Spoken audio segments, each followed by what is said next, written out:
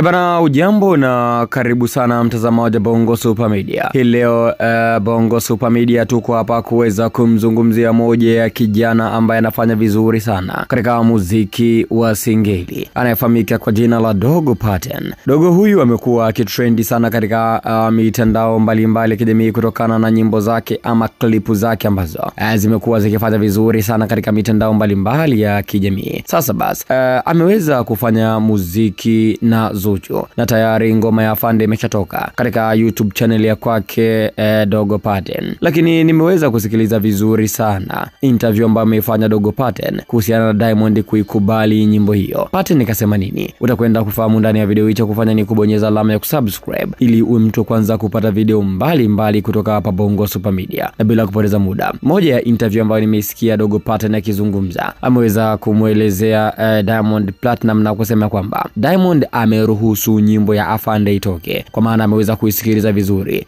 hivyo ametoa comment yake kuhusiana na wimbo. Na Dogo Paten amesema kwamba mpaka wimbo umetoka, maana yake Diamond Platinum ameukubali, ndio maana akaruhusu nyimbo itoke. Hayo yalikuwa ni maneno ya kwake Dogo Paten mara baada ya kufanywa mahojiano nyimbo yake ilipoachiwa, yeye akiwa na Zuchu. Na ikumbuke leo kwamba Zuchu ni msanii kutoka WCB, hivyo hawezi kuachia nyimbo bila Diamond Platinum kuisikiliza. Ndicho ambacho hapa Dogo Paten alikuwa anamaanisha, kwamba Diamond Platinum wimbo aliusikiliza vizuri tu na baadaye akaupitisha kwamba ni wimbo mzuri, hivyo ni ruksa Zuchu na Paten kuachia.